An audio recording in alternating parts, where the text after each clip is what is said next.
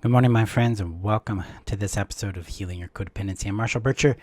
If you're new to me, I help codependents discover their real worth, their real purpose, and their satisfaction so that they can go on and create a life they enjoy. So basically, I help you evolve from codependency to satisfaction in your life so that you can go on and actually enjoy that life. So today, I want to jump in to a topic called centering ourselves and why this is a crucial concept for us to start to adopt in our world so that we can thrive, so that we can have peace, so that the ache in you can become known and satisfied, so the emptiness can become filled and put to rest, so that the desires you have in your world can become real experiences for you. Centering yourself in your world is central to this outcome. Codependency does something different for us, and that's called external orientation, or it decenters us and centers others in our world. And this is where we find misery, confusion, and frustration for ourselves. So that's what we're going to jump into today. Before I do that, if you're watching this live, you're watching this during July, the Codependency Healing System is open for enrollment. This is my semi-annual opportunity for you to join me and my other students where we work together on knowing, loving, and being who you are, centering yourself in your world, and doing that both with on-demand trainings, new advanced trainings, coupled with weekly live support, celebration, and guidance with me. Okay, so we do this in group format. This is your opportunity to get in. I only allow 100 people per year to join, so it's 50 in July, 50 in February. So check us out below. Check out the links below, rather, for more information on this. Enrollment closes August 2nd. All right, so let's talk about this. So what does it mean to center ourselves? Well, centering ourselves means I am now taking me, my wants, my needs, my values, my boundaries, my limits, my desires, and making them priority in my life. Decentering ourselves means that we are reducing that prioritization. We're removing it from those elements and we're applying it to something else outside of ourselves. That would be another person, a place, a thing, a task, a concept, something out here rather than something within us. Now, codependency, because it's our survival strategy, it's how we're trying to get a sense of safety, a sense of belonging, a sense of worth in our world, has us decenter ourselves and center other people and their perspectives in our world. This is what I call external orientation, meaning someone else dictates how we see things, the choices we make, the actions we take, the results we get. We don't actually embody our own personal power, our own self-governance. Instead, we are guided and controlled and led by other people's priorities and perspectives. This leads us to experience a large degree of frustration, emptiness, feeling lost, feeling purposeless. Like, what's the point? Why am I here? None of this works for me.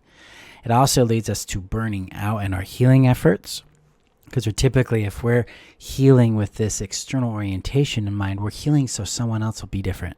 So we'll get something else out here rather than doing an internally oriented approach to healing where it's like, I care about my pain. I care about my unmet needs. I want to know me. I want to care for me. So we find rest, we find peace, we find our power back, our person back. That's what we're going for in real, actual healing. So in this practice of centering ourselves, we become available to our own true path, our own true well-being and fulfillment. Because this comes from within. Who we are is alive within our body. It's not a construct we choose up here in our head. Is something that speaks from our gut up into our awareness and allows us to see and interpret the world in a very unique and specific way to ourselves. So you may have patterns. So you may have patterns in your world, in your behavior, and results that are happening that from the codependent or trauma perspective equal fear, anxiety, panic, worthlessness. But from this internal experience, this internal alignment with our true self, these kind of patterns reveal what we're really looking for and what we need to change so that we can get more of what we desire. This is this is why centering ourselves is fundamentally essential to our healing and then to our fulfillment, because it brings us into a greater clarity about what these things that are showing up in our reality mean for us. So when it comes to centering ourselves, it starts with understanding where we're at right now. Centering ourselves is a very simple process, but not necessarily an easy process. We are trained, we are programmed, and we have survived through this external impulse, meaning I'm responding to the things outside of me. The things outside of me are determining what I feel. They're determining how I think, what I do, what I believe is possible for me, what I believe is not possible for me, those kind of things. Recentering ourselves asks us to go within and start evaluating what we're aware of at our gut level, our instinct level, our intuition level. Requires us to slow down and start to listen and pay attention to all that is there. And this is where that pull to go external becomes really, really powerful, because we're very used to it. It's how we've survived, and it's like all this energy is already channeled and directed towards this external orientation. So when coming internally, it's going to be a challenge at first for many of us. It's definitely been one for me. What we want to do with this is acknowledge what is there in our awareness. So in the foundation system and the codependency healing system, one of the primary foundational practices I teach is called pause, acknowledge, and observe. And this is the central tool to helping us recenter our awareness within ourselves rather than outside of ourselves. So pause, acknowledge, observe asks us to slow down and pause. Take a moment. See what's there. See what's coming up. And then bring that in to your awareness. Like, oh, I'm aware that I have tension. I'm aware that I have anxiety. I'm aware that I have hope. I have awareness of doubt about this thing, or insecurity about taking action on that thing. Whatever's there. We allow it to come in. We allow ourselves to acknowledge what is there, to name it, to kind of get more intimate with its characteristics and qualities, what it's doing, what it's not doing. Allow it to take up some space. When we're allowing it to take up space, we're in the observation stage of pause, acknowledge, observe. Observation means I'm just the witness of whatever is there. I'm the witness of the impulse to try to control it or change it. I'm the witness to the part that says it shouldn't be this way, we need to make it different.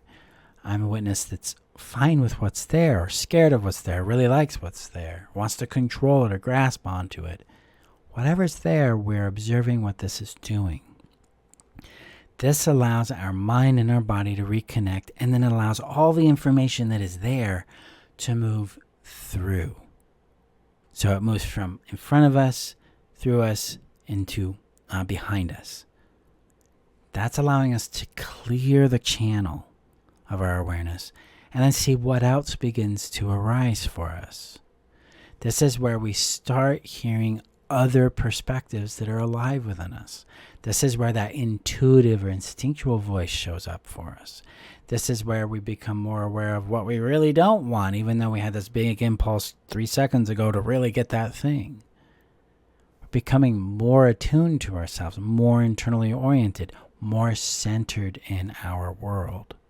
And it's from this awareness that we can take actions that truly demonstrate this centeredness.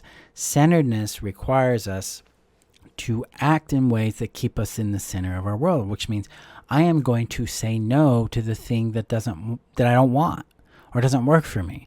I am going to ask for changes to things I would like, but I'd like them a little differently.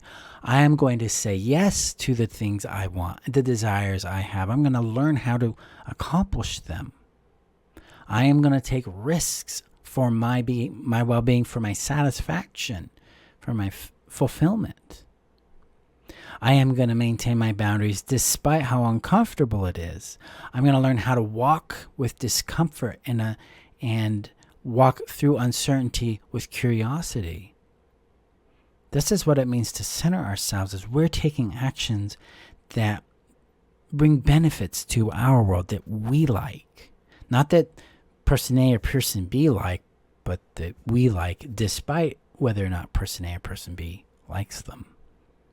Centering ourselves is going to disappoint other people. It's going to confuse them. It might frustrate them. It is going to change the way your relationships, your friendships, your career, your business work. Because when we're externally oriented and we've been running on that codependent programming for so long, all of these things have been influenced and shaped by that. And they've come to expect certain things and certain patterns from us. And as we center ourselves, those are going to change. So there's going to be some conflict. There's going to be some disruption going on. Centering ourselves invites us to then practice the advocacy for ourselves. Practice building real connection, moving through repair, building better understanding of ourselves and others. And it invites us to slow down. Taken from my own personal life with this, the faster I've gone with things, the more mistakes I've made, the more I've regretted it. As I have slowed down and allowed myself to center, to listen and sense into what's real and true for me in this moment, and follow that despite the outcome, I have found more peace. I have found greater connection, greater well-being, more prosperity, more satisfaction in my world, in my friendships, my relationships, in my business, in my wealth, in my health. All of these have shifted to a much more peaceful, nourishing, and empowering place for me. That doesn't necessarily mean that it was always fun or comfortable.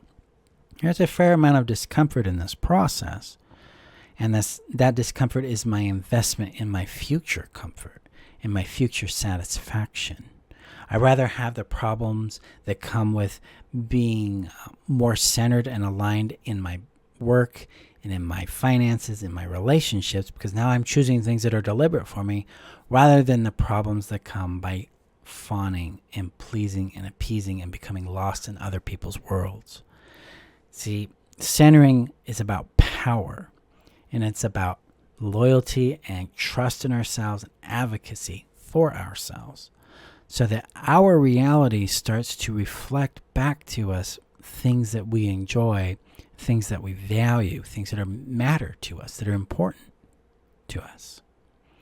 So my friends, centering ourselves starts with slowing down, pausing, acknowledging what is there, observing what's there, seeing what else comes into our awareness, pausing, acknowledging, and observing that.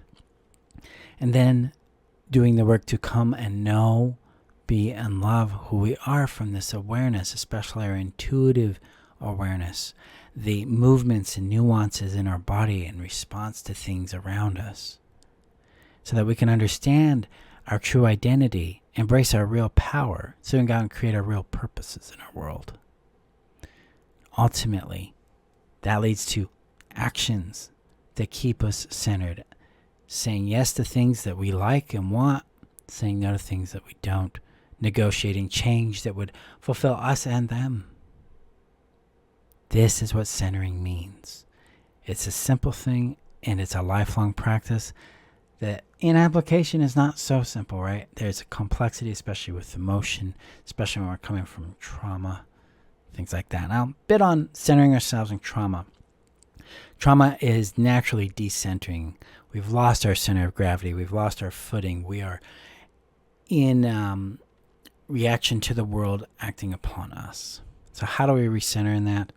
Slowly, gently, through orientation back to our body, back to stability, our ground, like the earth, the walls around us, nature. Things that are mundane and stable and reliable will help us begin to feel a sense of stability again, help us feel our center again. And then keeping ourselves centered through our healing means I am always approaching whatever it is that's arising for me with love, with warmth, with invitation to be at the table with the rest of me. It's like, hi, I see you, Shame. Welcome. I am grateful you're here. I want to know you. I want to understand what your story is, what you've been through, and what you're here to teach me, and what you need from me. That is centering yourself in your healing. Decentering yourself would be like, gotta get rid of this shame so I can get to the thing that's over here. Because now the priority is in ourselves, the priority is the thing over there, right? So centering ourselves is always about putting ourselves in first priority so we can understand what we want, what we don't, what we need, and what we don't. So we make better choices for ourselves, make better actions, take better actions for ourselves, and accomplish things that matter to us. So my friends, go gently with this process. Go kindly with yourself. And if you want live guidance with it, you want deeper training with this, come join the Codependency Healing System, because this is what we do there. And knowing, loving, and being who you are, centering is a primary function in that. Then taking intuitive action to find out more about ourselves, learning more skills, but gaining the experience we need to cross the gap between codependency and satisfaction is what the Codependency Healing System is all about. So link is below in the description, or it's at my website at healyourcodependency.com. If you like this video, please like it. If you like my channel, please subscribe to it. Thank you for being here. Let me know your thoughts on today's episode in the comment below, and I will see you guys in our next episode. Bye-bye. Hey, thank you for listening to today's episode. Now, are you looking for additional guidance on how to exit your codependency and create a life that's satisfying for you? If so, come join me in my email community. You can do that by going to join.freetheself.com or checking the description below and clicking the link there to join that community. You will receive more mentorship and guidance from me on how to navigate the 3 phases of thriving beyond codependency, those phases being survival, healing, and creation, as well as opportunities to join my courses, workshops, and other trainings that I offer throughout the year. So come join us there, and I will see you in our email community. Bye-bye.